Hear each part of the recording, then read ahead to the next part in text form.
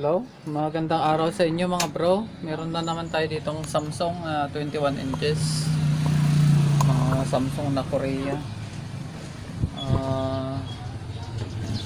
Saksak natin, may power naman siya. Yan, umiilaw naman yung indicator niya, kaya lang hindi siya, parang hindi siya nag-oscillate. Okay guys, Samsung din yung katatapos ko lang gawin yan, no. Kaparehas niya din ito. Pero di ko na siya ginawan ng video kasi ano yan, na-cover ko na dati na yung trouble niya, mayroon siyang kaparehas dun sa nagawan ko na ng video. Kaya ito naman, tingnan natin kung iba yung trouble niya.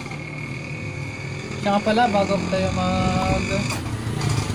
umpisa, magpapasalamat nga tayo doon sa mga walang sawang susubaybay sa ating channel. Salamat sa inyo. Ayan, bali marami kayo dito, pero yung mga hindi ko mababanggit, i-remind na lang ako sa susunod, mababati ko kayo.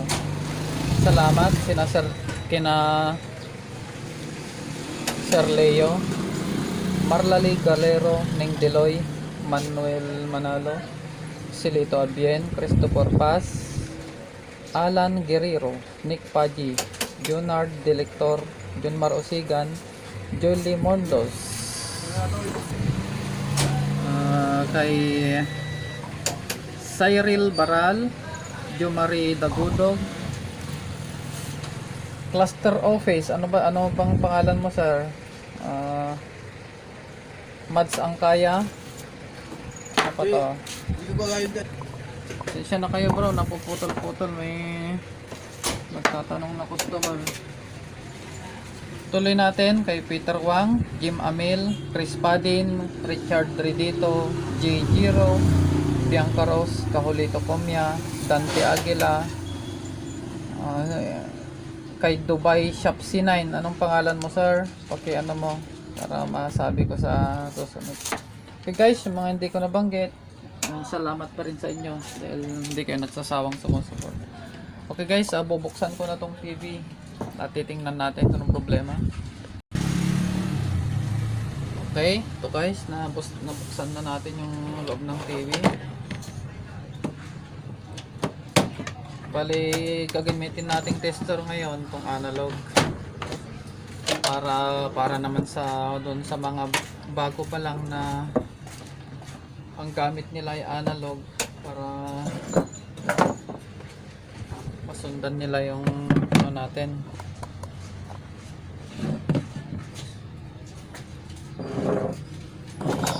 Okay guys,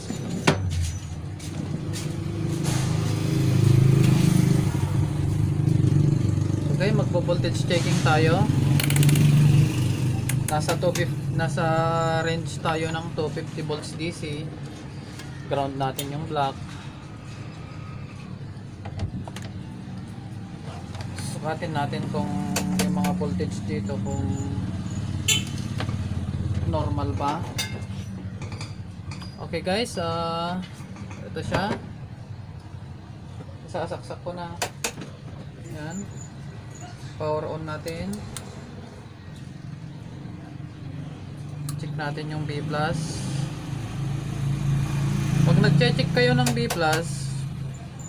pwede dito sa diode, dito sa may filter cap na 100 by 160. Pwede rin dun sa B+ pin ng flyback, meron naman siya 125.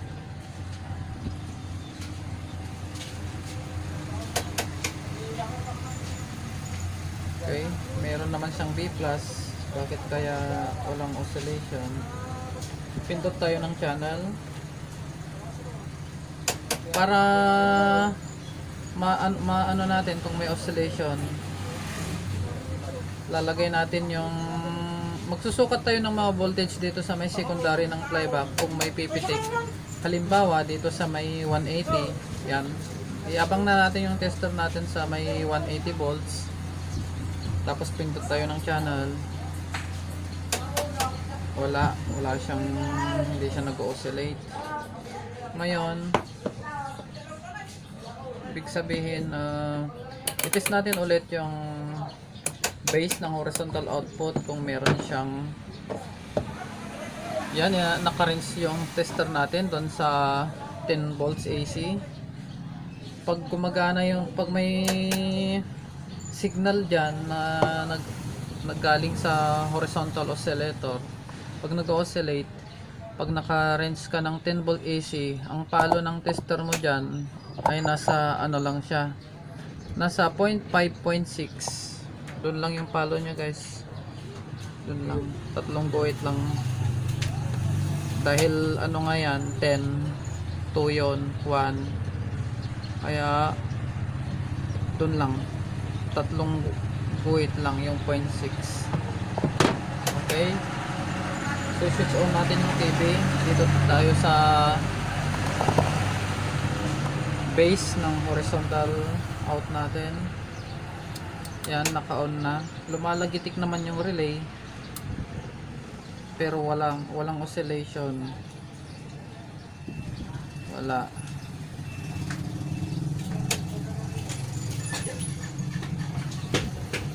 oscillation. Okay, dito tayo ngayon sa may base ng horizontal drive transistor. Yan, may transistor dyan na maliit. Tingnan nyo yung tester, wala siyang palo. Dapat papalo din yan. Mga 0.5, 0.6 din yan ang palo. Dapat pag pumitik yan, meron doon mga pagitan ng 2 hanggang 3 sa pangatlong guhit, o kaya sa pangatlong guhit. Yan, i-on ko siya, power on ko siya. Yan, lumagitik yung relay. Oy, meron siyang ano, meron siyang drive dito, 0.6. Kita nyo yung palo ng tester, papatayin ko siya. Ibig sabihin, dito lang ang problema sa may drive horizontal. Tingnan natin guys, baka open naman tong ano na yan, horizontal HDT na yan, horizontal drive transformer. Okay, ibabalik natin sa ano yung rating natin doon sa may 50 volts, kasi sa 12 volts niya kinuha yan yung supply. Yan, meron siya dyan. Okay, power on natin. Yan, meron siyang supply dito sa may transformer. Ang susunod na test point natin doon sa collector ng horizontal drive transistor. Ayun guys, wala. Ibig sabihin, ang problema dito, itong horizontal drive transformer na to, open siya. Meron siyang volt dito na 12 volts.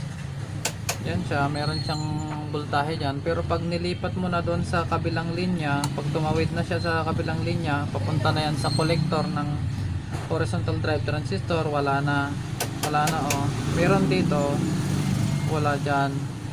Ibig sabihin, open yan, kaya hindi siya mag-oscillate. Kahit na may signal doon sa base ng horizontal drive transistor, hindi yan makakarating yung signal doon sa base ng horizontal out transistor, dahil open naman yon, wala siyang voltahe. Kaya hindi niya may tatawid yung signal doon sa kabilang winding ng doon sa output ng horizontal drive transformer. Napupunta yan doon sa base ng hot. Okay guys, tatanggalin ko yung saksakan at magre-resistance check tayo dyan sa may transformer na yan. Medyo mahina na yung baterya ng ano ko, mahina na, hindi na siya makakaano ng zero. Okay, gamitin natin tong digital natin, continuity na lang gagamitin natin kasi mababa lang ang ano niya. Ayan guys, oh, open. Meron yan dun sa out, pero dun sa in, open siya. Pino lang din kasi yung wire nito eh. Di bali, marami tayong pagkukunan dyan. marami tayong hanap muna tayo. Ito guys, meron na tayong nahanap na pamalit. Kinuha ko lang din sa mga board. Tatanggalin natin yung dati niyang HDT. Mas maganda pa kayong mga bago pa lang, pag nagre-repair kayo, sanayin na yung sarili nyo sa pagpo-voltage checking. Huwag kayong matakot, basta alam nyo lang yung safety precaution. Ito yung dati nya. Sukatin natin yung resistance. Mababa lang ang resistance nito eh. Pinong-pino siya kasi. Yan, hindi natin maano sa camera. Medyo blurred yung cellphone natin. Ayan, wala siyang ano guys. Oh. Meron doon sa out. Compare natin yung resistance dito sa ano kinuha natin. Yan, meron siyang 14 basta 14 ohms. Yan, 14 ohms. Samantalang itong kabila, pag wala kayong pamalit, pwede naman yun itong baklasin. Kaya lang medyo ano din kasi pino yung mga wire. Pero pwede namang i-rewind kung mapagtyagaan nyo. O guys, ilalagay natin to.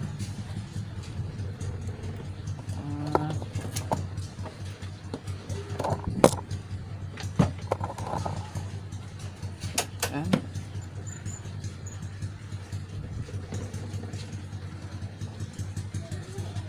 Pause muna natin. Itong mga bro, nilagay ko na yung HDT. Pinalit natin. Magbo-voltage checking tayo. Ayan. Yan, naka 50 volts yung analog natin.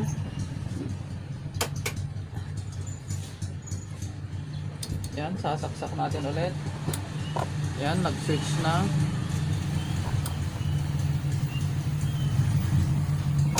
Magre-reading tayo ulit dito sa may, ayun, tumawid na yung voltahe. Tumawid na. Kanina dito lang siya. Ngayong napalitan na natin,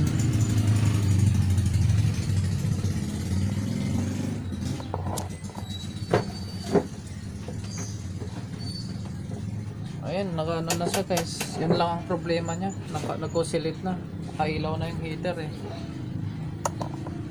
Tapos check natin ngayon yung missing kanina, drive dun sa base ng horizontal out transistor.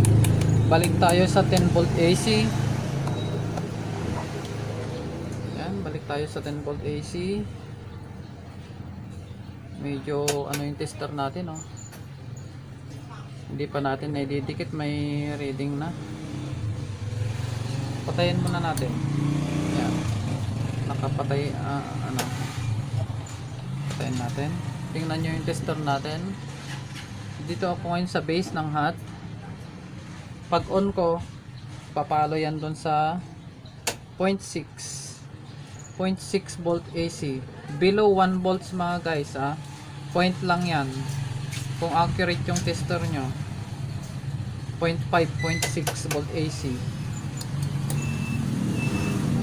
O yan, o, pumalo na siya. Pangatlong guhit, 0.6 dyan. Tapos dito sa may ano, 0.6 din, parehas sila. Yan, o, 0.6. Parehas na base ng dalawang transistor. Ito yung base ng mismong hot.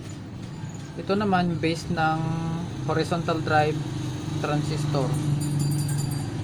Yan, o, horizontal drive transistor yan. Parehas sila na 0.6.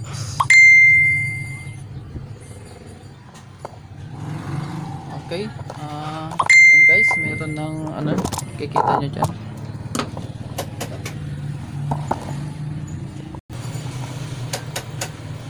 guys, meron na siyang ano. Natatakot ako, kaya hindi na ako umalis. Pero anong ginagawa mo rito sa Ito bahay? mga bro, nilagay na natin yung ano niya. Ako ang tagapagluto niyo, si Mickey. Ayan, Anong okay na nangyari kay siya. Nasmi? Patay na po. Si Mrs. Nasmi ay lola ko. Nang mamatay siya, Okay, guys, sinabi lang pangalan ko sa maraming kanya. salamat. Pero si Miss Naval at yung dalawang matanda, ang tawag